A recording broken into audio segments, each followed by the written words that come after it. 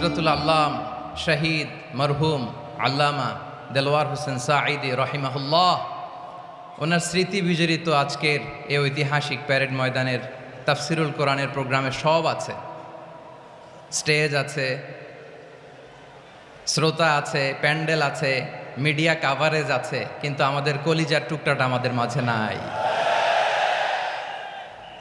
আজকের এই প্রোগ্রামে আলোচক হয়ে এই চেয়ারে আমি না বসে ওই শ্রোতাদের কাতারে বসে যদি আমাদের আল্লামার নুরানি চেহারার দিকে তাকিয়ে ওয়াজ শুনতে পারতাম, আমাদের হৃদয়টা ঠান্ডা হয়ে যেত,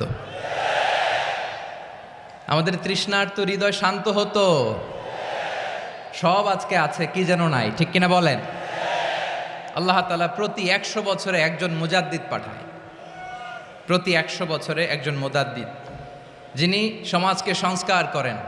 আল্লামা দেলোয়ার হোসেন সাঈদী রহিমাহুল্লাহ ছিলেন তেমন একজন মুজাদ্দিদ। চিৎকার করে বলেন ঠিক কিনা? উনি শিরক বিদআতের আস্তানাকে তছনছ করে দিয়েছেন, তাওহীদের বাণীকে সমুন্নত করেছেন, গণমানুষের কাছে তাফসিরুল কোরআনকে জনপ্রিয় করেছেন। আজীবন তিনি ইসলামকে বিজয়ী শক্তি হিসেবে দেখার স্বপ্ন দেখতেন। এত প্রাঞ্জল ভাষা, এত চমৎকার আধুনিক প্রেজেন্টেশন, গণমানুষের কাছে কোরআনের তাফসিরকে এভাবে জনপ্রিয় করে তোলার মতো ব্যক্তিত্ব আল্লামা সাঈদী ছাড়া দ্বিতীয় কেউ এই বাংলার ভূখণ্ডে নাই।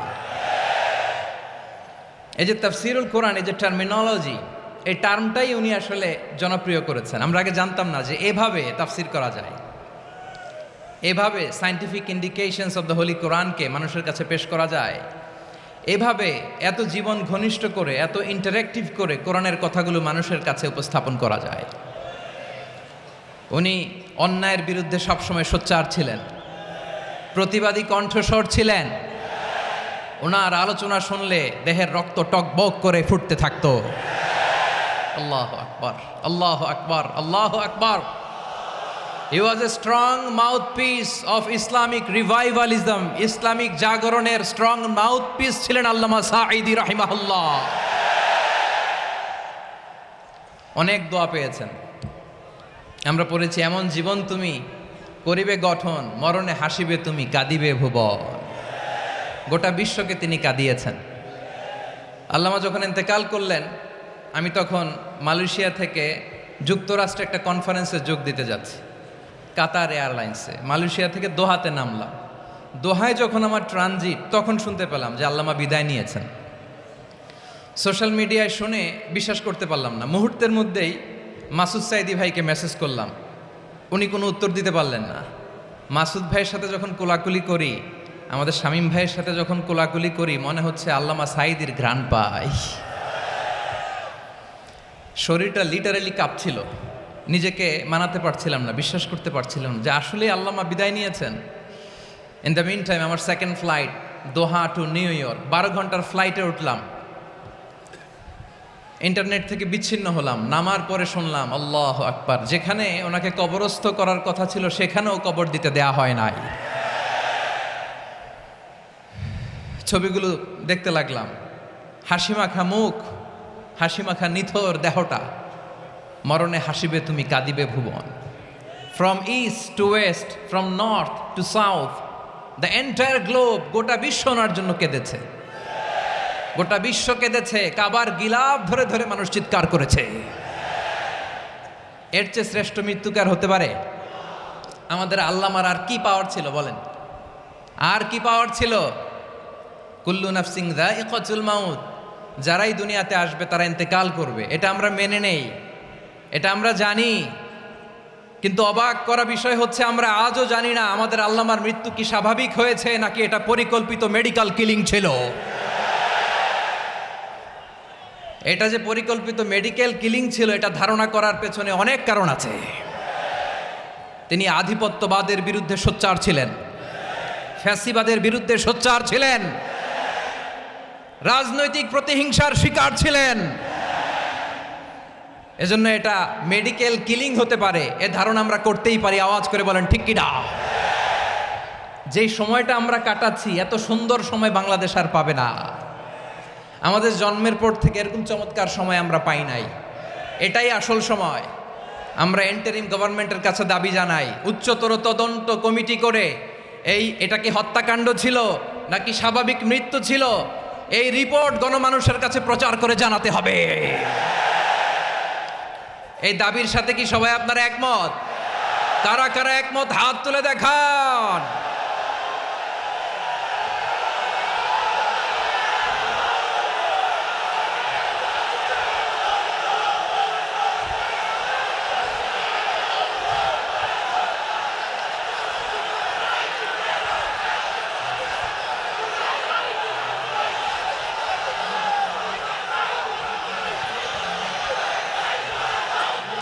আমার প্রিয় ভাইয়েরা, প্রিয় চট্টলাবাসী, আল্লাহ তাআলা তার এই মুখলেস গোলামকে তার জান্নাতুল ফেরদাউসের মেহমান হিসেবে কবুল করুক, তার জীবনের সকল খেদমাগুলোকে কবুল করুক, জান্নাতুল ফেরদাউসের আলা মাকামে তাকে মেহমান হিসেবে কবুল করুক।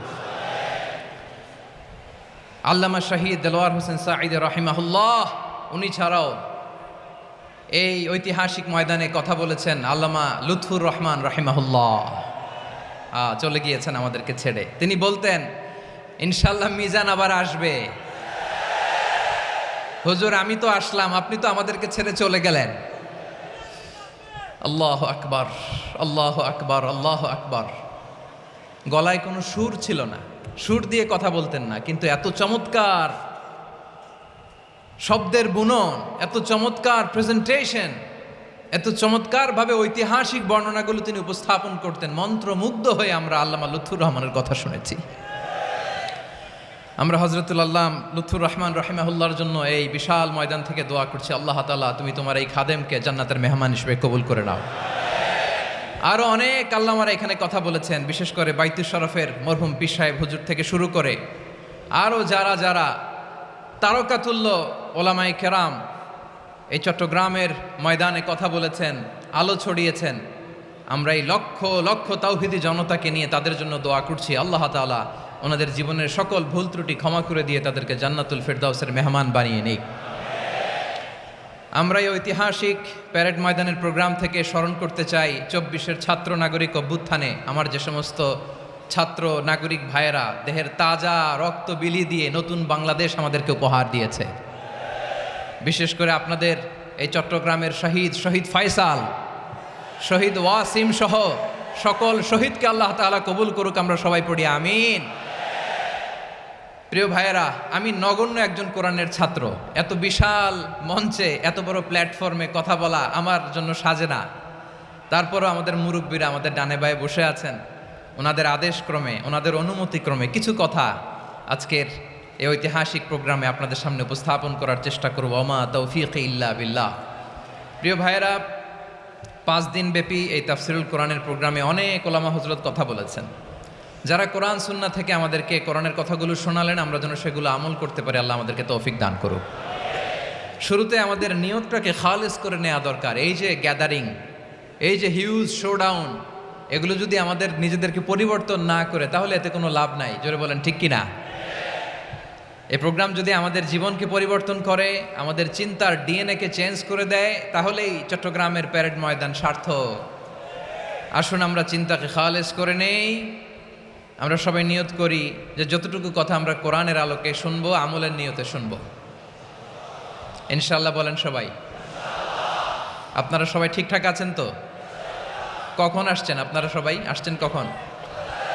সকালে, কেউ দুপুরে, 9টায়? আল্লাহ আল্লাহ আল্লাহ। দুপুরের খাবার খাওয়ার সুযোগ হয়েছিল? খান নাই? রোজা রাখছেন? আহা, আমি কি দিয়ে বিদায় দেব আমার এই ভাইগুলোরে? আল্লাহ তুমি আমার ভাইগুলোরে কবুল করো। ইসলামের পক্ষের এই গণজোয়ারকে আগামীর বাংলাদেশের ইসলামের জন্য তুমি কবুল করো। যেই ভালোবাসা ইসলামের জন্য হয়, যেই গণজোয়ার কোরআনের জন্য হয়, পৃথিবীর কোনো শক্তি দিয়ে সেটাকে আটকানো যায় না। জোরে বলেন ঠিক কিনা? এজন্য গ্রাজুয়ালি, সিস্টেম্যাটিক্যালি, মেথোডোলজিক্যালি আমাদেরকে আগাতে হবে, শুধু আবেগ দিয়ে নয়। বিবেকেরও দরকার আছে না নাই? প্রিয় ভাইয়েরা, আসুন, আমাদের কথা অনেক বেশি, সময় অনেক কম। আমরা আর কাল বিলম্ব না করে মহাবিশ্বয় মহাগ্রন্থ আল কোরআন আল কারীম থেকে কিছু কথা শুনি। আমি যেই টপিকটা নিয়ে আজকের ঐতিহাসিক চট্টগ্রামের প্যারেড ময়দানের তাফসিরুল কোরআন প্রোগ্রামে আলোচনা করব সেটা হচ্ছে সূরাতু আন-নাহলের 90 নম্বর আয়াত নিয়ে কিছু কথা আমরা উপস্থাপন করবার চেষ্টা করব ইনশাআল্লাহ। আমার খুতবার শুরুতেই আপনারা মোটামুটি আন্দাজ করে ফেলেছেন যে আমি কি নিয়ে আলোচনা করব, কারণ যে আয়াতটি আমি তেলাওয়াত করেছি এই আয়াতটি প্রায়শই এই ভূখণ্ডে, এই বাংলাদেশে জুমার দিনে খতিব সাহেবরা দ্বিতীয় খুতবার শেষের দিকে পড়ে না? কি কমন পড়ছে? ইন্নাল্লাহা ইয়া'মুরু বিল আদলি ওয়াল ইহসান ওয়া ইতা'i যিল কুরবা ওয়া ইয়ানহা আনিল ফাহশাই ওয়াল মুনকারি ওয়াল বাগি ইয়া'iদুকুম লাআল্লাকুম তাযাক্কারুন। মুখস্থ আছে না সবার? আসুন আমরা এই আয়াতের সরল অর্থ, এর মর্মবাণী, এর সংক্ষিপ্ত তাফসীর সবাই মিলে আজকের এই প্রোগ্রাম থেকে উদ্ধার করার চেষ্টা করি। আপনারা মনোযোগী আছেন তো? ইনশাআল্লাহ। এই আয়াতটা অনেক কম্প্রিহেন্সিভ একটা আয়াত। সাইয়েদনা আব্দুল্লাহ ইবনে মাসউদ রাদিয়াল্লাহু তাআলা আনহু উনি বলেছেন, ইন্নাহা মিন আজমাই আয়াতিল কুরআন, এটা কোরআনের সবচেয়ে জামে মানে আয়াত। যদিও ছোট্ট আয়াত, অল্প কিছু কথামালা, কিন্তু তিনি বলতেন এটা কোরআনের সবচাইতে জামে মানে সবচেয়ে কম্প্রিহেন্সিভ একটা আয়াত, যেখানে কথা কম, শব্দ কম, কিন্তু এটার দোতনা, এটার আবেদন, এটার মিনিং অনেক বেশি। সুবহানাল্লাহ। এই আয়াতে আল্লাহ তাআলা বেসিকলি আমাদেরকে 3টা বিষয়ে আদেশ করেছেন আর 3টা বিষয়ে বারণ করেছেন, মানে নিষেধ করেছেন। আওয়াজ করে বলুন, আদেশ করেছেন কয়টা? প্রিয় চট্টলার ভাইয়েরা, আমার মতো এই যে 3 আঙ্গুল উঁচু করে বলেন, আদেশ করেছেন কয়টা? আবার নিষেধও কয়টা? মানব তো আমরা ইনশাআল্লাহ? বলেন সবাই। 3 do's and 3 don'ts, do's and don'ts, 3টা আদেশ, 3টা নিষেধ। এই 3টা আদেশ আর 3টা নিষেধের ভেতরে আল্লাহ তাআলা গোটা ইসলামী শরিয়ার মূল নির্যাসকে ঢুকিয়ে দিয়েছেন। সুবহানাল্লাহ। এই ছোট্ট একটা আয়াতে গোটা ইসলামী শরিয়ার, the gist, the cream of the creams, গোটা ইসলামী শরিয়ার মূল নির্যাসকে আল্লাহ ঢুকিয়ে দিয়েছেন। 3টা আদেশ আর 3টা নিষেধ। আসুন আমরা সরাসরি কোরআন থেকে শুনি, সবাই পড়ুন। আউযু বিল্লাহি মিনাশ শাইতানির রাজীম। বিসমিল্লাহির রহমানির রহিম। ইন্নাল্লাহা ইয়া'মুরু বিল আদলি ওয়াল ইহসানি ওয়া ইতা'i যিল কুরবা ওয়া ইয়ানহা আনিল ফাহশাই ওয়াল মুনকারি ওয়াল বাগি ইয়া'iযুকুম লা'আল্লাকুম তাযাক্কারুন। আল্লাহ তাআলা ইরশাদ করছেন, ইন্নাল্লাহা ইয়া'মুরু বিল আদলি ওয়াল ইহসান, নিশ্চয় আল্লাহ তাআলা তোমাদেরকে ন্যায় বিচারের আদেশ দেন, সদাচরণের আদেশ দেন, নিকটাত্মীয়দেরকে দানের আদেশ দেন। আদেশ কয়টা? আওয়াজ করে সবাই বলুন তো কয়টা? নিশ্চয় আল্লাহ তাআলা তোমাদেরকে ন্যায় বিচারের আদেশ দেন, সদাচরণের আদেশ দেন, তিনি তোমাদের নিকটাত্মীয়দেরকে দানের আদেশ দেন, আর তিনি তোমাদেরকে অশ্লীলতা থেকে নিষেধ করেন, মন্দ কাজ থেকে নিষেধ করেন, অবাধ্যতা সীমালঙ্ঘন থেকে নিষেধ করেন। তিনি তোমাদেরকে উপদেশ দেন যাতে তোমরা শিক্ষা গ্রহণ করো। সুবহানাল্লাহ। উপদেশ দিচ্ছে স্বয়ং কে? 3টা জিনিসের আদেশ। ইয়া'মুরু বিল আদল, সুবিচার, ন্যায় বিচারের আদেশ তিনি দেন। ইহসানের আদেশ দেন, যাতে আমরা ইহসান করি, একে অপরের প্রতি সুবিচার করি, মহানুভবতা দেখায়, অনুগ্রহ দেখায়, আর নিকট আত্মীয়দেরকে যেন আমরা দান করি। এই 3টা আদেশ তিনি দিয়েছেন। আর কোন 3টা জিনিস থেকে তিনি বারণ করেছেন?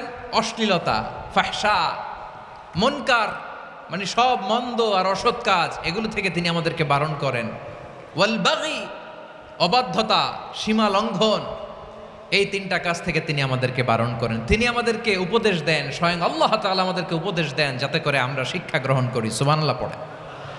তাহলে আসুন আমরা ধরে ধরে একটা একটা করে সামনের দিকে আগাই। আল্লাহ তাআলা প্রথমে আমাদেরকে আদেশ দিয়েছেন আদালের। ইন্নাল্লাহা ইয়া'মুরু বিল আদল, আওয়াজ করে বলুন আল আদাল। সবাই পড়ুন আল আদাল। আমরা উর্দু জানি, হিন্দি জানি, অনেকে ইংরেজিও জানি, কিন্তু আরবি শব্দগুলো আমাদের মুখ দিয়ে বেরোতে চায় না। আওয়াজ করে বলুন আল আদাল। মাশাআল্লাহ, ইন্নাল্লাহা ইয়া'মুরু বিল আদল। আল্লাহ তাআলা আমাদেরকে আদলের আদেশ দেন। আদল অনেকে না বুঝলেও আদালত শব্দটা বুঝবেন। আদালত, আদালত, আদালত বুঝেন না? যেখানে বিচার কার্যের ফয়সালা করা হয়, কোর্ট কাচারি আদালত, এটা তো ভেরি কমন। এটা শুনছেন না সবাই? আদালত, যেখানে ন্যায় বিচার হবে, সুশাসন হবে। কিন্তু ভাগ্যের কি নির্মম পরিহাস, ওখান থেকে মিথ্যা সাক্ষী দিয়ে মনমতো রায় দিয়ে দেয়া হয়। এগুলোর পরিবর্তন হওয়ার দরকার আছে না নাই? প্রিয় ভাইয়েরা, আদালত, আল আদল, ইংরেজিতে বলে জাস্টিস, ন্যায় বিচার, সুবিচার, সুশাসন, জাস্টিস, আল আদাল। সব জায়গায় এই জাস্টিস থাকা দরকার। Justice should be prevailed in the society. The mission of all prophet was to uphold the justice. সব নবীর মিশন ছিল এই জাস্টিসকে, আদালকে, সুশাসন আর সুবিচারকে নিশ্চিত করা। পড়েন সুবহানাল্লাহ। And the core message of every divine scripture was to uphold justice. পৃথিবীর সব আসমানি কিতাবের মূল শিক্ষা ছিল এই জাস্টিসকে সমাজে এনশিওর করা, সুবিচার, সুশাসনকে এনশিওর করা। তাহলে প্রিয় ভাইরা, আমরা বুঝতে পারলাম আল আদ শব্দের মানে হচ্ছে ইনসাফ বা সুবিচার বা ন্যায় বিচার। এটা হচ্ছে একটা general meaning, very general meaning. আপনি যদি ইন ডেপথ বুঝতে চান, আরো ভেতরে যান, তাহলে আদাল মানে হচ্ছে সমন্বয়, আদাল মানে হচ্ছে ভারসাম্য, ব্যালেন্স। আদাল মানে হচ্ছে মধ্যম পন্থা। সুবহানাল্লাহ পড়েন। কারণ সব সময় সমান সমান হইলেই সুবিচার হয় না। কথা কি বুঝতেছেন? ইসলামের দ্য কনসেপ্ট অফ আদাল, এটা এমন আদাল, এটা সব সময় সমান সমান নয়। যখন সমান সমান দেয়া দরকার, ইসলাম সমান সমান দেয়। যখন ব্যালেন্স করা দরকার, চেক এন্ড ব্যালেন্স, সমন্বয়, ভারসাম্য করা দরকার, তখন ইসলাম ভারসাম্য করে দেয়। এটার নাম আদাল। সুবহানাল্লাহ। সহজ করে আপনাদেরকে বুঝাই। যেমন ধরুন, একটা পরিবারের 3 জন সদস্য, স্বামী, স্ত্রী আর সন্তান। তাদের সকালবেলার ব্রেকফাস্টে স্বামীর, সকালের নাস্তায় স্বামীর 3টা রুটি লাগে, স্ত্রীর 2টা লাগে, আর সন্তানের 1টা রুটি লাগে। এখন আমি যদি সমান সমান করে আদল করতে চাই, সবাইকে যদি 3টা করে রুটি দেই, তাহলে স্বামী বেচারার জন্য ঠিক আছে? কি বলেন? কথা কি বুঝতেছেন না কষ্ট হয়ে যাচ্ছে? যদি সমান সমানের নিয়মে আগাই, তাহলে 3টা করে যদি রুটি দেই স্বামীর জন্য ওকে, কিন্তু স্ত্রীর জন্য 1টা বেশি হয়ে যায়। আর সন্তানের জন্য কয়টা বেশি হয়? আচ্ছা, এই তো বুঝতেছেন, মাশাআল্লাহ।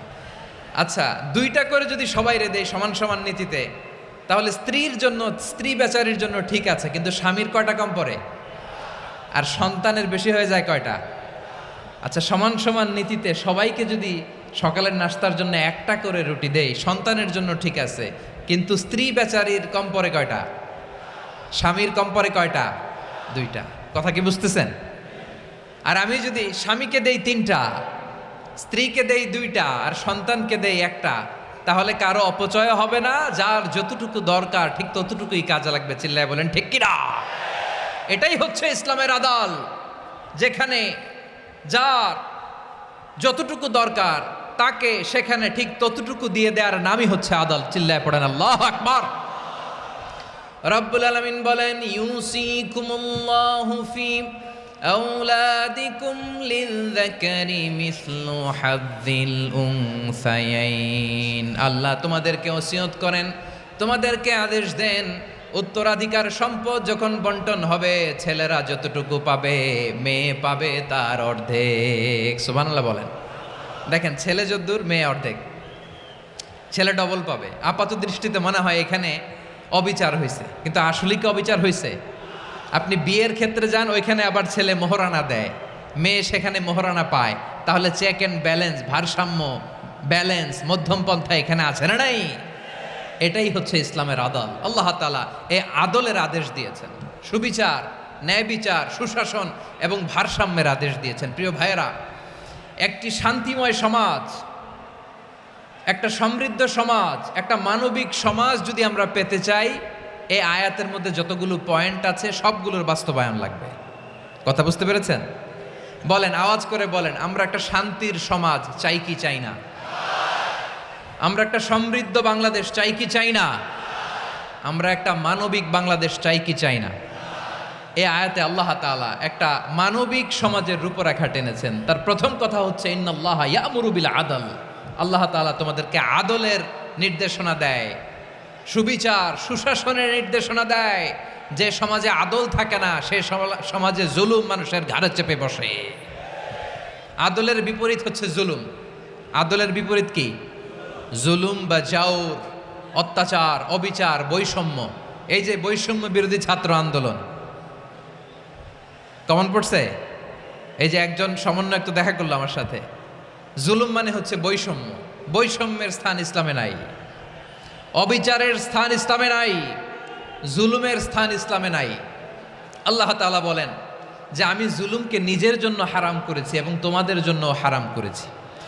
বিশ্বনবী ফরমান, আল্লাহ তাআলা বলেন হাদিসে কুদসিতে, ইয়া ইবাদি ইন্নী হারামতুয যুলমা আলা নাফসি ওয়া জাআলতুহু বাইনাকুম মুহাররামান ফালা তাযালামু। আমার গোলামেরা শোনো, নিশ্চয় আমি আল্লাহ তাআলা জুলুমকে আমি আমার উপরে হারাম করেছি, অনুরূপভাবে জুলুম করাকে তোমাদের উপরেও হারাম করেছি। ফলে ফালা তাযালামু, তোমরা একে অপরের সাথে জুলুম করো না।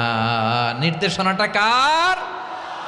খবরদার, জুলুমের সাথে আমাদের কোনো সম্পর্ক নাই। আল্লাহ তাআলা আদলের আদেশ দিয়েছেন, আদালতের আদেশ দিয়েছেন, সুশাসনের ন্যায় বিচারের আদেশ দিয়েছেন। ইন্নাল্লাহা ইয়ামুরু বিল আদল, আমাদেরকে আদল প্রতিষ্ঠা করতে হবে। জুলুমের সাথে ইসলামের কোনো সম্পর্ক নাই।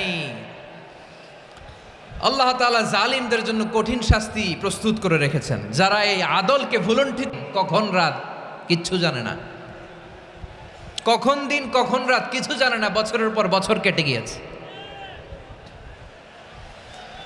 এক্সট্রা জুডিশিয়াল কিলিং এর কোনো হিসাব নাই, বিচার বহির্ভূত হত্যা, এনফোর্স ডিসঅ্যাপিয়ারেন্স, গুম, যেটা সবচাইতে বড় মানবতা বিরোধী অপরাধ। কত মানুষ যে গুম হয়েছে তার কোনো ইয়ত্তা নাই।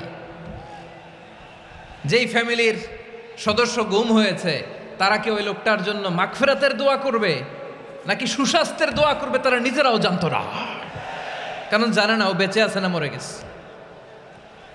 আহা, বিডিআর নওজোয়ানদের যারা ছাড়া পেল দেখলাম, বিনা অপরাধে, কোনো অন্যায় ছাড়া, অপরাধ ছাড়া তাদের জীবন থেকে, তাদের তারুণ্যের, তাদের যৌবনের 15 বছর 16 বছর 17 বছর নাই, 6 মাস বয়সের ছোট বাচ্চাকে রেখে জেলে গেছে। 6 মাসের মেয়ে বেরোয় দেখে মেয়ের বয়স 17 বছর। মেয়ে বাবারে চিনে না, বাবা মেয়েরে চিনে না। মেয়েকে এখন বিয়ে দিয়ে আরেক ছেলের হাতে তুলে দিবে। মেয়ের শৈশব বাবা দেখে নাই, মেয়ের কৈশোর বাবা দেখে নাই, মেয়ের তারুণ্য দেখে নাই। আরেক যুবককে দেখলাম 14 বছরের 14 দিনের সংসার, 2 সপ্তাহের সংসার শেষে জেলে গেছে। কত যুবকের যে স্ত্রী চলে গিয়েছে ফ্যামিলি ছেড়ে, কারণ জানে না তো কবে আসবে, কি হবে, কেউ জানতো না। দাম্পত্য জীবনের মাত্র 14 দিনের স্মৃতি, এই স্মৃতিকে আঁকড়ে ধরে এক বোন 16টা বছর 17টা বছর কাটিয়ে দিয়েছে। আমি নিউজটা দেখে ভাবলাম, আমার এই বোনের প্রতিটি দিন কিভাবে কেটেছে, প্রতিটি রাত কিভাবে কেটেছে, প্রতিটি ক্ষণ কিভাবে কেটেছে। বিশ্বনবী বলেছেন, ইত্তাকি দাওয়াতাল মাজলুম ফাইন্না লাইসা বাইনাহু ওয়া বাইনাল্লাহি হিজাব। মাজলুমের কান্নাকে ভয় করো, কারণ মাজলুমের কান্না আর আল্লাহর মাঝে কোনো পর্দা থাকে না। আমরা আর এরকম কোন জুলুম বাংলাদেশে দেখতে চাই না। জোরে বলেন ঠিক কিনা? আর কেউ নতুন করে জালিম হোক আপনারা চান? আবার নতুন করে কেউ ফ্যাসিস্ট হোক আপনারা চান?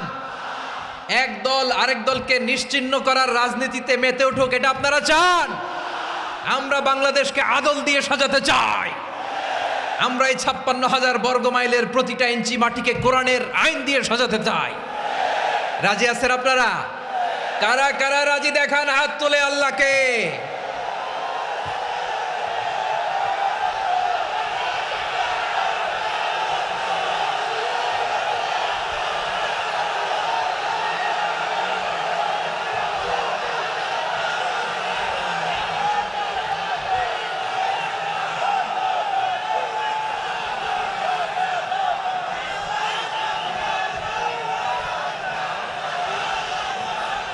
বসুন। আমার প্রিয় বীর চট্টলার তৌহিদি মুসলমান, আমরা আর নতুন করে কেউ জালিম হোক এটা চাই না, নতুন করে আবার কেউ ফ্যাসিস্ট হোক আমরা চাই না, এক দল আরেক দলকে নিশ্চিহ্ন করার রাজনীতি করুক আমরা চাই না। আমরা সুশাসনের বাংলাদেশ চাই, আমরা মানবিক বাংলাদেশ চাই, আমরা একটা সমৃদ্ধ বাংলাদেশ চাই, আমরা বিশ্বের বুকে সম্মান নিয়ে মাথা উঁচু করে দাঁড়াতে চাই, ঠিক কিনা বলেন? আল্লাহ বললেন, এটা যদি তোমরা চাও, একটা সমৃদ্ধ সমাজ যদি বিনির্মাণ করতে চাও, মানবিক সমাজ যদি বিনির্মাণ করতে চাও, আমি তোমাদেরকে সেজন্য প্রথমে আদালতের নির্দেশ দিলাম। ইন্নাল্লাহা ইয়া'মুরু বিল আদল, নিশ্চয় আল্লাহ তাআলা তোমাদেরকে ন্যায় বিচার সুশাসন এটার আদেশ দেন। সুবহানাল্লাহ। আদাল, ন্যায় বিচারের আদেশ আল্লাহ তাআলা কোরআনের বিভিন্ন আয়াতে দিয়েছেন। আল্লাহ তাআলা বলছেন, ইন্নাল্লাহা ইয়া'মুরুকুম আন তুআদ্দুল আমানাতি ইলা আহলিহা ওয়া ইযা হাকামতুম বাইনান নাসি আন তাহকুমু বিল আদল ইন্নাল্লাহা নি'ম্মা ইয়া'iযুকুম বিহি ইন্নাল্লাহা কানা সামিআন বাসীরা। আল্লাহ তাআলা বললেন, আল্লাহ আদেশ দিচ্ছেন, যে ব্যক্তি আমানতের হকদার তার হাতে তোমরা আমানত পৌঁছে দাও, আর যখন তোমরা বিচার কার্য করবে, বিচার ফয়সালা করবে, আদালতের সাথে করো। সুবহানাল্লাহ বলেন। ওয়া ইযা হাকামতুম বাইনান নাসি আন তাহকুমু বিল আদল, আদালতের সাথে করবা। আল্লাহ তাআলা বলেন, যারা জাজ হবে, বিচারক হবে, তাদের যদি বাদী বিবাদীর কারোর সাথে শত্রুতা থাকে, কারোর সাথে যদি কোনো ধরনের রেষারেষি থাকে, আল্লাহ বলেন বিচার কার্য করতে যে ওই শত্রুতা রেষারেষির কারণে আদালতের বাইরে যে অবিচার করে বিচার করো না। ওয়ালা ইয়াজরিমান্নাকুম শানাআনু কওমিন আলা আল্লা তা'দিলু ই'দিলু হুয়া আকরাবু লিত্তাকওয়া ওয়াত্তাকুল্লাহা ইন্নাল্লাহা খাবীরুম বিমা তা'মালুন। খবরদার কোন জাতির প্রতি, কোন গোষ্ঠীর প্রতি, কোন গোত্রের প্রতি আক্রোশ যেন তোমাদেরকে ন্যায় বিচার থেকে দূরে সরিয়ে না দেয়, বরং আমি আল্লাহর আদেশ হলো ই'দিলু, তোমরা আদল করো, ন্যায় বিচার করো, সুবিচার করো, সুশাসন প্রতিষ্ঠা করো। হুয়া আকরাবু লিত্তাকওয়া, এটাই তাকওয়ার সবচেয়ে কাছাকাছি। সুবহানাল্লাহ বলেন। কোরআনের বিভিন্ন আয়াতে আল্লাহ তাআলা স্পেসিফিকলি ধরে ধরে বিচার করার সময় আমরা যেন আদল করি সেটা বলেছেন। কোরআনের কোন কোন জায়গায় আল্লাহ তাআলা এই আল আদল শব্দটা ব্যবহার করেছেন। আবার একই জিনিস ইনসাফ, সুবিচার, সুশাসন, ন্যায় বিচার, ন্যায় পরায়ণতা বুঝাতে আল্লাহ তাআলা কখনো কখনো আল কিসত শব্দটা ব্যবহার করেছেন। আওয়াজ করে সবাই বলুন আল কিসত। প্রিয় ভাইয়েরা, সবাই আওয়াজ করে আমার সাথে সাথে বলুন আল কিসত। আল্লাহ তাআলা বলেন, ওয়া ইন হাকামতা ফাহকুম বাইনাহুম বিল কিসতি ইন্নাল্লাহা ইউহিব্বুল মুকসিতিন।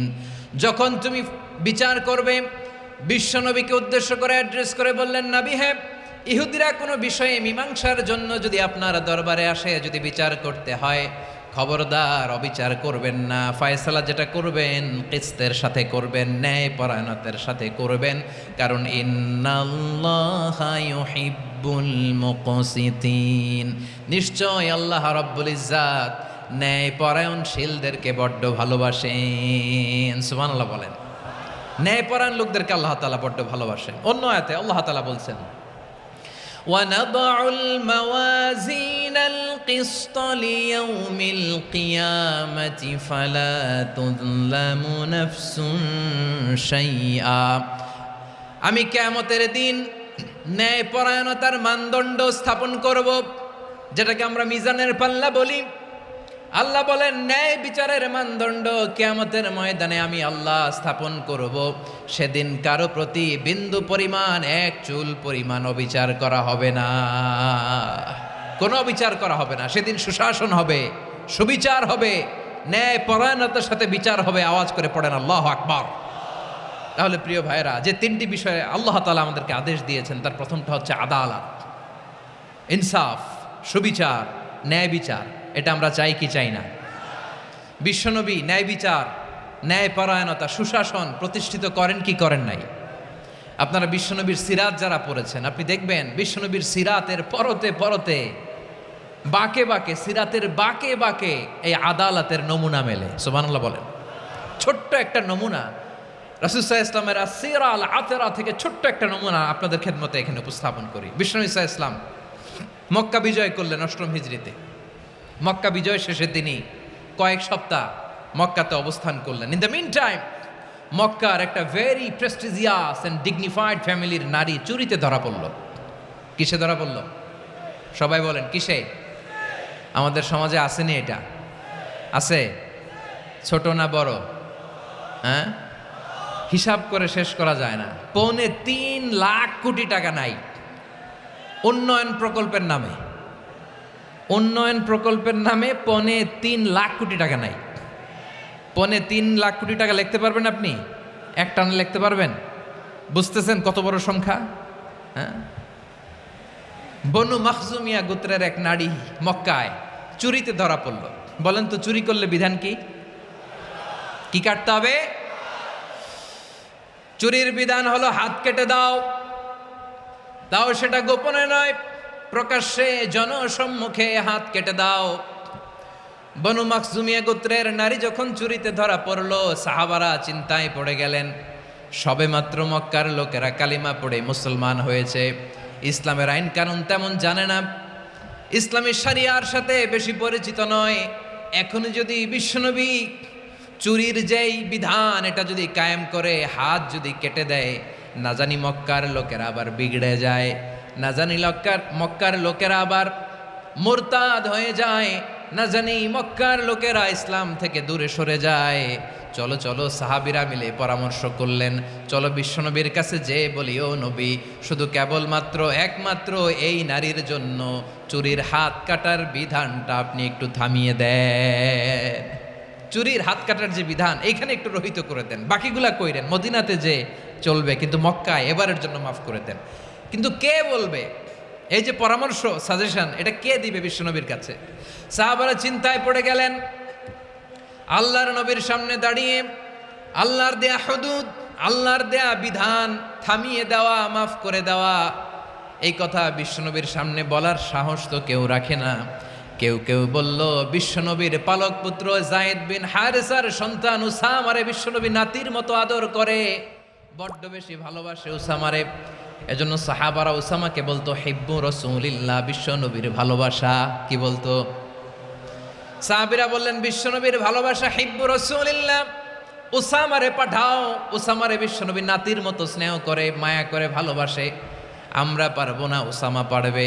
সবাই মিলে ফুলিয়ে ফুসিয়ে ওসামাকে, ছোট্ট ওসামাকে রাজি করালো। ওসামা এমন এমন কথা যে তুমি বিশ্বনবীর কাছে বলতে হবে, পারবা নাকি? ওসামা বলে, পারবো।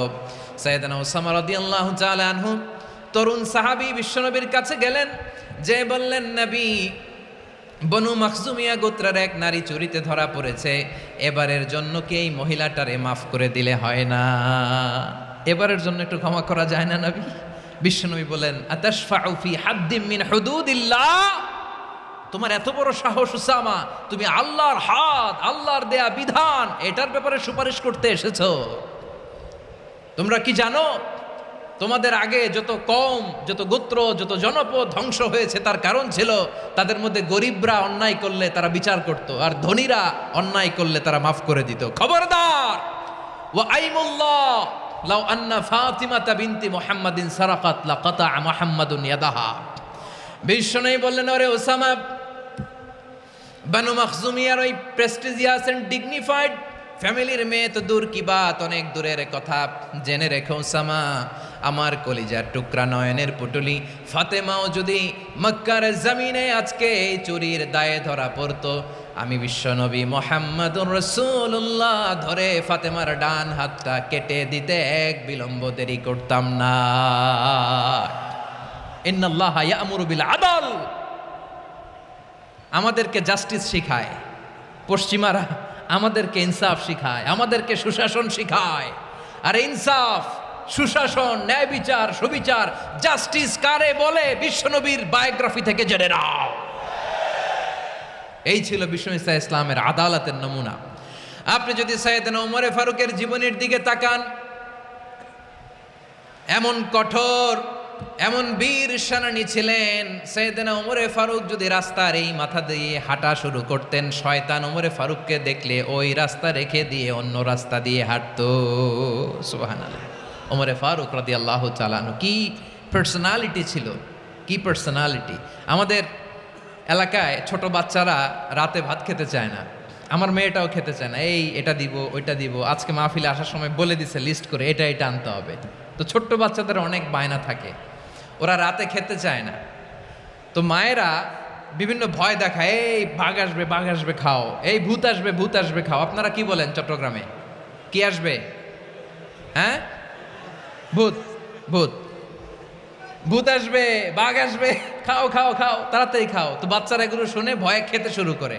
মদিনার জামিনেও একই ঘটনা ঘটতো। মদিনার ছোট্ট ছোট্ট সোনামণিরা খেতে চাইতো না। তো মায়েরা বলতো, হা হুয়া ইয়াতি উমর, হা হুয়া ইয়াতি উমর, ওই যে উমর আসতেছে, উমর। ওমরে ফারুকের কথা শুনলে বাচ্চারা একেবারে ঠান্ডা। সুবহানাল্লাহ পড়বেন না? প্রভু তুমি বলেছ রাসূল দেবে না, বলনি দেবে না ওমর, বলনি দেবে না হামজা তারিক, খালিদ বিজয় সমর। প্রভু তুমি বলেছ রাসূল দেবে না, বলনি দেবে না ওমর, বলনি দেবে না হামজা তারিক, খালিদ বিজয় সমর। প্রভু তুমি বলেছ রাসূল দেবে না। আল্লাহু আকবার।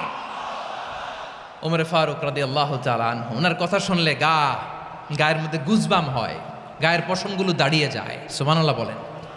কি পার্সোনালিটি ছিল, কি ব্যক্তিত্ব ছিল। মুনাফিকরা ওমরে ফারুককে জমের মতো ভয় পেতেন। শয়তান, খুদ শয়তান এই রাস্তা দিয়ে আসলে শয়তান অন্য রাস্তা দিয়ে হাঁটতো। ওমরে ফারুক রাদিয়াল্লাহু তাআলা আনহুর জীবনে যদি দেখেন, তাহলে সেখানে আপনি আদালতের, ইনসাফের, সুশাসনের, জাস্টিসের নমুনা দেখতে পাবেন। কয়টা শুনবেন? সাইয়েদনা ওমরে ফারুকের রাদিয়াল্লাহু তাআলা আনহুর সন্তান আব্দুর রহমান মিশরে মদ খেয়ে মদ্যপ অবস্থায় ধরা পড়েছে। মদ খাওয়ার কারণে, মদ যদি কেউ পান করে আর যদি প্রমাণিত হয়, তার বিচার হলো 80 বেত। আওয়াজ করে বলেন কয় বেত? বাংলাদেশেও তো এই আইন আছে নাকি? বাংলাদেশে আছে? হ্যাঁ, মদ খাইলে 80 বেত, এই আইন বাংলাদেশে চালু হোক। আমরা চাই কি চাই না? চাই সবাই। এজন্যই তো ইসলাম ভাল লাগে না। ইসলামকে ভাল লাগে না। ইসলামকে আউট করে রাখতে পারলেই তো এরকম বড় বড় বোতল খাওয়া যায়। একেবারে সহজ, পানির মতো সহজ, হিসাব একেবারে সহজ। ওমরে ফারুক রাদিয়াল্লাহু তাআলা আনহুর ছেলে ভুল করে মদ পান করে ফেলেছিলেন। আব্দুর রহমান, ঘটনা ঘটেছে মিশরে। মিশরের গভর্নর তখন আমর ইবনুল আস রাদিয়াল্লাহু তাআলা আনহু। আব্দুর রহমানের ভাই যে গভর্নরকে বলল, গভর্নর যদি একটু দয়া করেন, খলিফার ছেলে আমার ভাই আব্দুর রহমান মদ্যপ অবস্থায় ধরা পড়েছে, জনসম্মুখে যদি আপনি বেত্রাঘাত করেন আমাদের প্রেস্টিজ থাকে না, যদি 80 বেত আপনি মারেন আমার কোনো কথা নাই, কিন্তু ঘরের ভেতরে মারেন।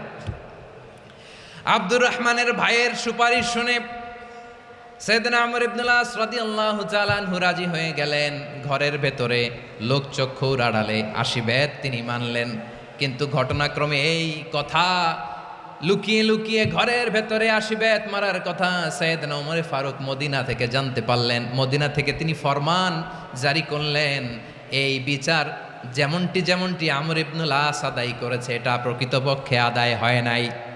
আসো সবাই মদিনায় আসো, আমর ইবনুল আস মদিনায় আসো, আব্দুর রহমানও আসো, সবাই আসো, জনসম্মুখে এই বিচার কার্যকর করতে হবে। সাইয়েদনা ওমর ফারুক মসজিদে নববীর পিলারের মধ্যে নিজের ছেলেকে বাঁধলেন, আবার জনসম্মুখে 80টা বেত তার গায়ের মধ্যে মারলেন। মাজমুয়ে ফাতাওয়া ইবনে তাইমিয়া রাহিমাহুল্লাহ উনি এটা নকল করেছেন। এটা সবচেয়ে বিশুদ্ধ মত। আরো অনেক মত আছে, মারা গেছে কবরের উপর, ওগুলো বাদই দিলাম। কেমন খলিফা ছিলেন, কেমন খলিফা! পশ্চিমারা তোমরা জাস্টিস আমাদেরকে শেখাও, ইনসাফ কারে বলে, সুশাসন আমাদেরকে তোমরা শিখাও। ওমরে ফারুক রাদিয়াল্লাহু তাআলা আনহু ওই বিচারকে তিনি ধর্তব্য মনে করেন নাই। মদিনাতে এনে আবার জনসম্মুখে আবার 80 বেত মেরেছেন।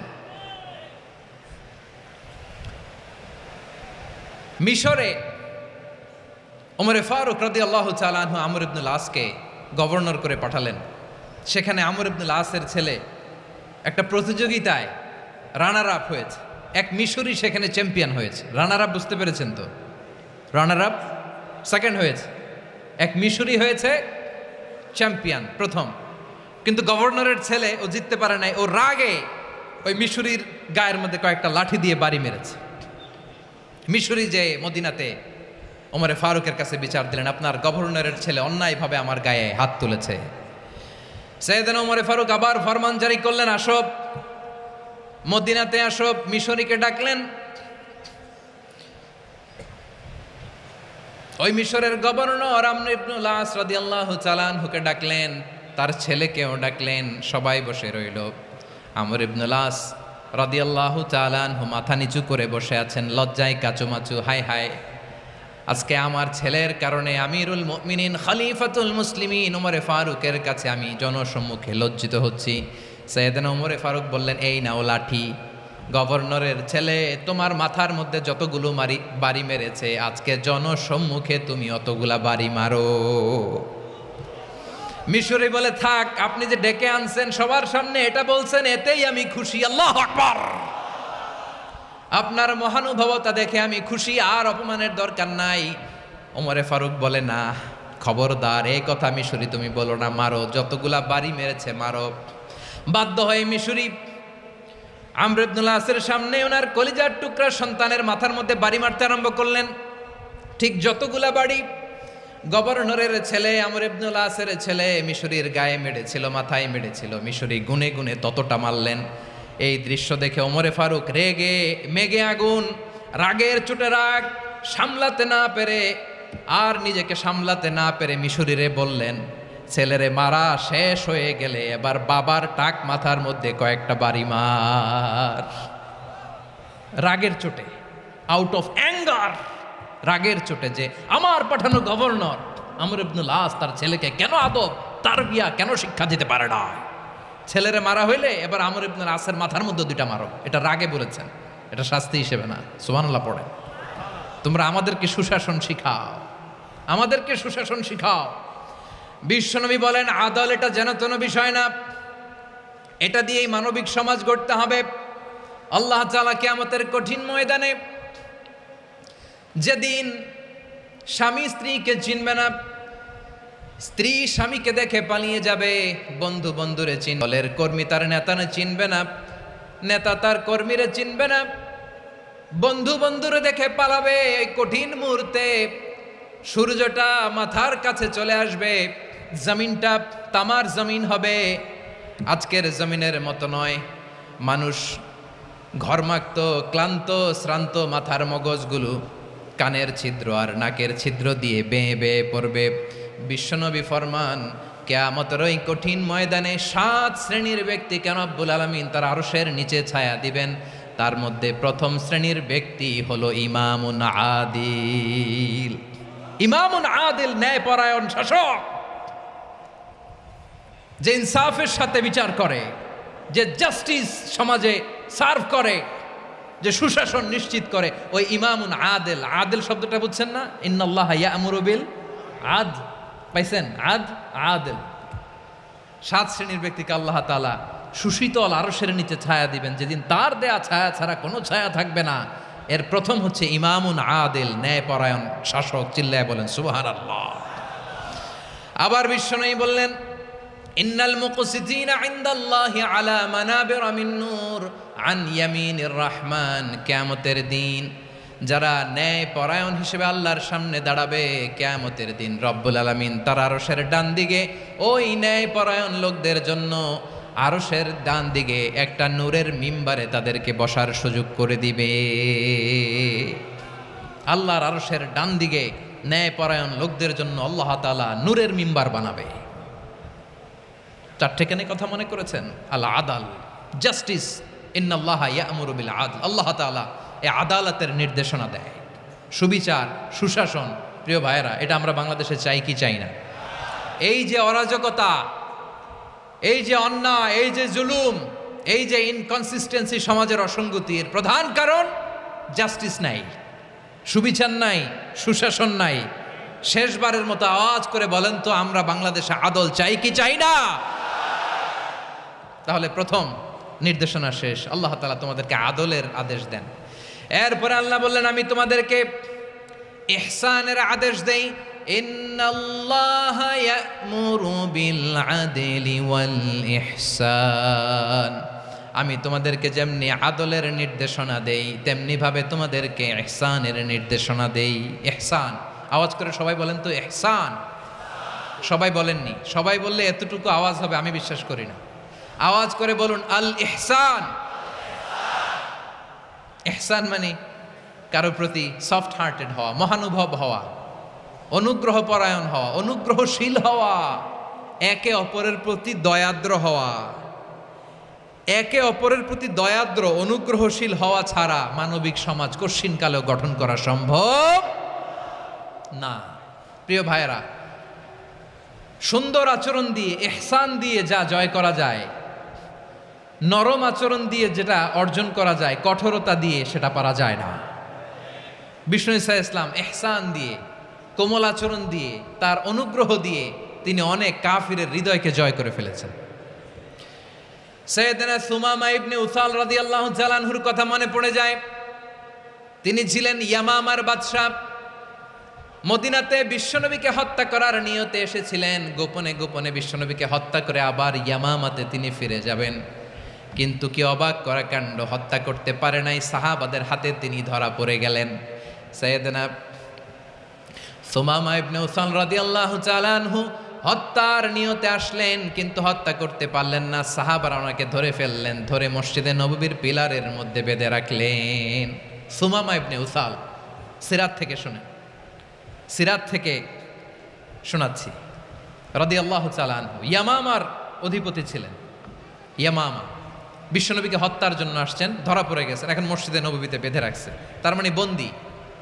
তো এখন স্ট্যাটাস কি? বন্দী, ক্যাপটিভ।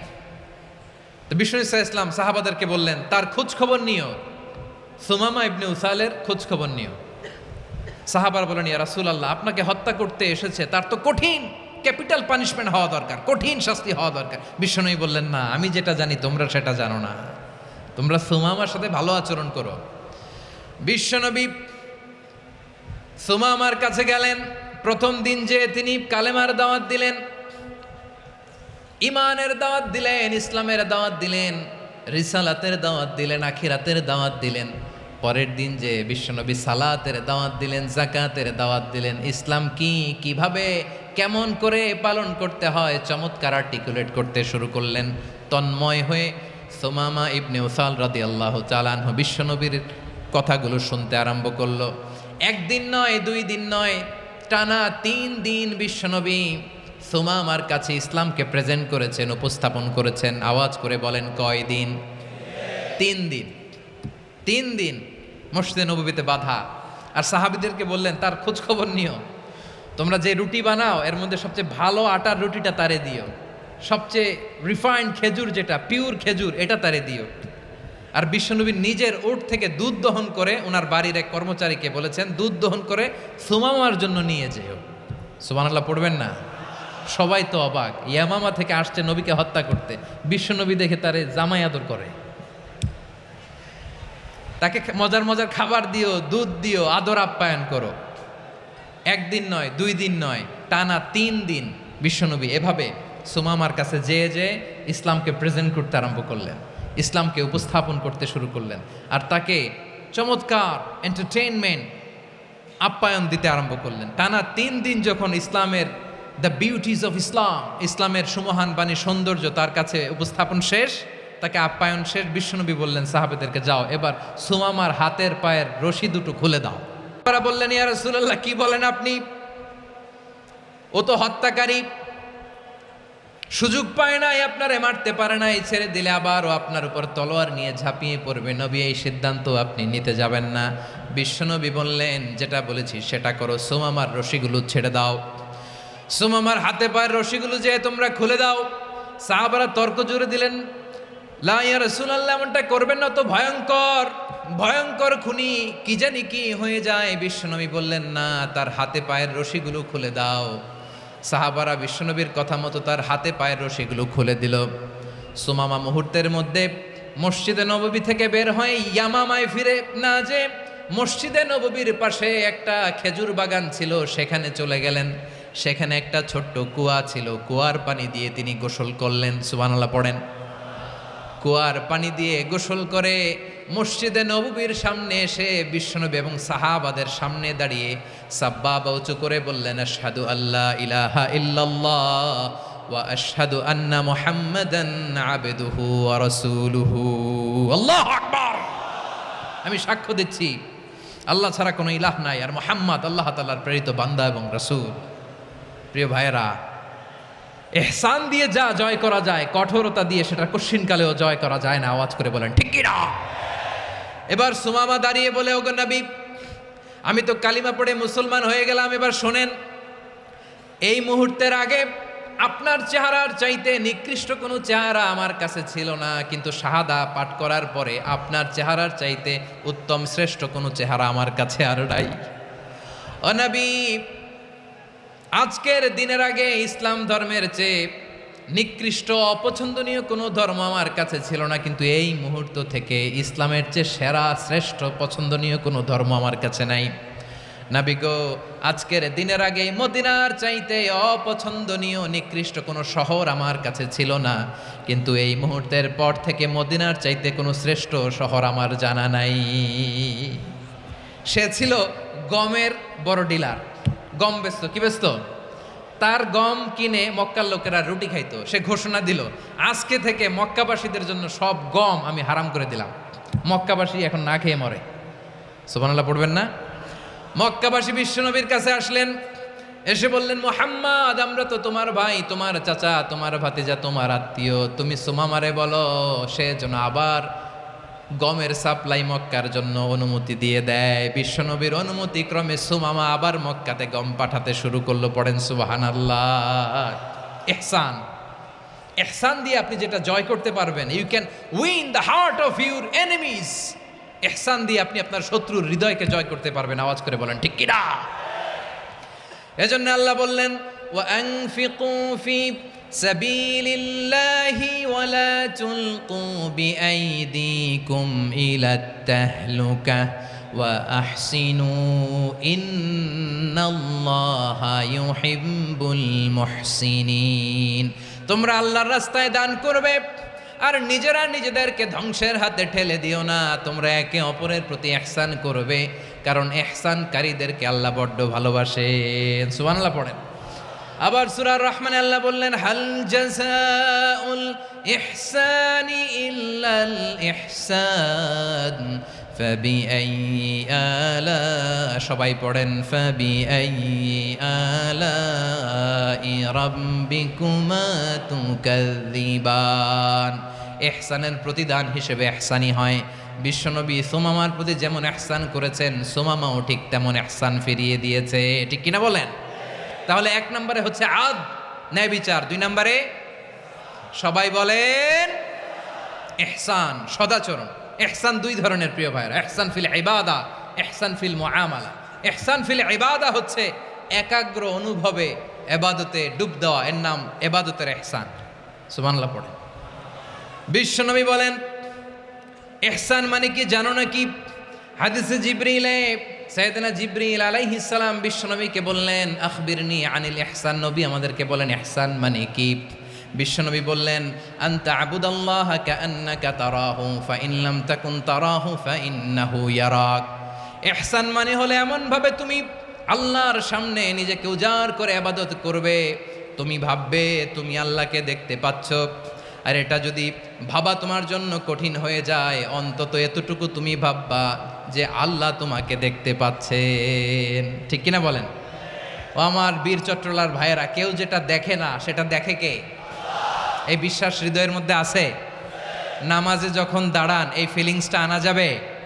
হ্যাঁ, এশার সালাত তো এখনো হয় নাই না? আলোচনা শেষে এশার সালাত এখানে অনুষ্ঠিত হবে, তাই না? আচ্ছা বলুন তো, আমরা এশার সালাত পর্যন্ত বেঁচে থাকবো এই গ্যারান্টি আছে কার কার? হাত তোলেন। কয়েকজন হাত তুলছে পেছনে, না বুঝে তুলে ফেলছে। এশা পর্যন্ত যে আমরা হায়াত পাবো কোনো গ্যারান্টি আছে? সবাই আওয়াজ করে বলেন, গ্যারান্টি আছে? গ্যারান্টি নাই। এই জন্য বিষ্ণু ইসলাম বলেছে, এমনভাবে নামাজে দাঁড়াও, এবাদত করো, মনে করো হতে পারে এটাই আমার জীবনের শেষ নামাজ। Perform the Salah as if this is your last and final prayer. এমনভাবে সালাতে দাঁড়াও, ভাবো হতে পারে এটাই তোমার জীবনের শেষ নামাজ। এমনভাবে নামাজে দাঁড়াও, ভাবো এটাই শেষ নামাজ। তাহলে নামাজে একাগ্রতা বাড়ায় দিবে কে? ফলে ইবাদতের ইহসান আমাদের অর্জিত হবে। আর মুআমালাতে ইহসান হলো, বিশ্বনবী বলেন, ইন্নাল্লাহা তাবারাকা ওয়া তাআলা কাতাবাল ইহসানা আলা কুল্লি শাই, ফাইযা কাতালতুম ফাআহসিনুল কিতলা ওয়া ইযা যাবাহতুম ফাআহসিনুয যাবহা ওয়ালিয়ুহিদ্দা আহাদুকুম শাফরাতাহু ওয়ালিয়ুরিহ যাবিহাতাহু। ইহসান দুই ধরনের, আওয়াজ করে বলতে হবে। কয় ধরনের? সবাই বলুন আওয়াজ করে, কয় ধরনের? একটা হচ্ছে ইহসান ফিল ইবাদা, ইবাদতে ইহসান। ইবাদতে ইহসান কি? একাগ্র অনুভব দিয়ে ইবাদত করা, মন প্রাণ দিয়ে ইবাদত করা। আর মুআমালাতে ইহসান কি? সব কাজে, দৈনন্দিন কাজে, কর্মে, সামাজিক অ্যাক্টিভিটিতে কোমলতা প্রদর্শন করা, অনুগ্রহের সাথে সবকিছু করা। আল্লাহ তাআলা ইন্নাল্লাহা তাবারাকা ওয়া তাআলা কাতাবাল ইহসানা আলা কুল্লি শাই, তিনি সব কিছুর ব্যাপারে ইহসানকে আবশ্যক করেছেন। সব কিছুতে মুমিনের সব কাজে ইহসানের পরশ থাকবে। ওয়া ইযা কাতালতুম ফাহসিনুল কিতলা, বিশ্বনবী বলেন তুমি যখন কাউকে হত্যা করো ইহসানের সাথে করো। সুবহানাল্লাহ পড়বেন না? যখন হত্যা করো তখনও ইহসানের সাথে। আচ্ছা হত্যা করবো আবার ইহসান আসবে করতে করে, তো মেরেই ফেলবো আমি। আল্লাহ, ও ভাই একজন খুন করেছে, খুনি, রাষ্ট্রীয় আইনে তার শাস্তি হয়েছে ডেথ পেনাল্টি, মৃত্যুদণ্ড। এখন মৃত্যুদণ্ড দেখে আপনি যেমনি মন চায় তেমনি মারবেন লোকটারে? ওর নাক কেটে ফেলতে পারবেন? ওর কান কাটতে পারবেন? ওর চোখ উপড়ে ফেলতে পারবেন আপনি? যেমন মন চায় তার অঙ্গহানি করা যাবে না। ইহসানের সাথে তাকে হত্যা করো। সুবহানাল্লাহ, this is Islam, this is the true essence of Islam. ওয়া ইযা যাবাহতুম ফাহসিনুয যাবহা, যখন জবাই করবে তখনও ইহসানের সাথে জবাই করো। করব জবাই, ওইখানেও নাকি ইহসান। আচ্ছা কুরবানির দিন আমরা পশুগুলোরে কি করি বলেন? সবাই আওয়াজ করে, জবাই। জবাই মানে তো এটার মেরেই ফেলতেছি, একটু পরে তো টুকরো টুকরো করে গোশতগুলো খাবো, এটা তো খাবো, এটা তো মেরেই ফেলবে। বিষ্ণু বলে না, জবাইয়ের মধ্যেও মুমিনের জবের ভেতরেও ইহসানের পরশ থাকা চাই। যখন জবাই করবে প্রাণীটাকে হাত পা টাইট করে বেঁধে নাও, ছুরিটাকে শার্পেন করে নাও, ধারালো করে নাও, যাতে অল্প সময়ে জবাইটা হয়ে যায়, প্রাণীটা যাতে কম কষ্ট পায়। সুবহানাল্লাহ পড়ে। দিস ইজ কল্ড ইহসান। ইহসান আল্লাহ তাআলা যেমনি আদলের আদেশ করেছেন, ন্যায় বিচার, জাস্টিস এনশিওর করতে বলেছেন, সমাজে ইহসানের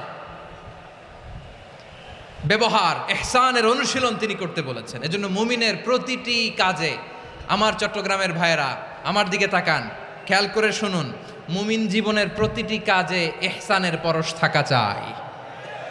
আমরা যেন আমাদের পরিবারের প্রতি ইহসান করি, আমরা যেন আমাদের কর্মচারীদের প্রতি ইহসান করি, আমরা যেন আমাদের কলিগদের প্রতি ইহসান করি, আমরা যেন আমাদের ভাইদের প্রতি ইহসান করি। মুমিন জীবনের প্রতি কাজে ইহসানের পরশ থাকার দরকার আছে না নাই? কথা বুঝতে পেরেছেন? তাহলে আল্লাহ তাআলার তিনটা আদেশ ছিল, কয়টা গেল? ভুলে গেছে, ভুলে গেছে চট্টগ্রাম। তিনটা আদেশের মধ্যে কয়টা বললাম? প্রথমে কি ছিল? আদল। 2 নম্বরে, 3 নম্বরে রব্বুল আলামিন বললেন ওয়া ইতা ইদিল কুরবা, নিকটাত্মীয়দেরকে দান করো। নিকট আত্মীয়দেরকে দাও, যারা তোমাদের ব্লাড কানেকশনের আত্মীয় তাদেরকে তোমরা দাও। এখানে জেনারেলি বললেন দাও, কি দিব সেটা তিনি এখানে বলেন নাই, সেটা তিনি সূরাতুল ইসরার মধ্যে বলেছেন। আল্লাহ বলেন ওয়া আতিযাল কুরবা হাক্কা, নিকট আত্মীয়দেরকে তাদের অধিকার তাদের প্রাপ্য তোমরা বুঝিয়ে দাও।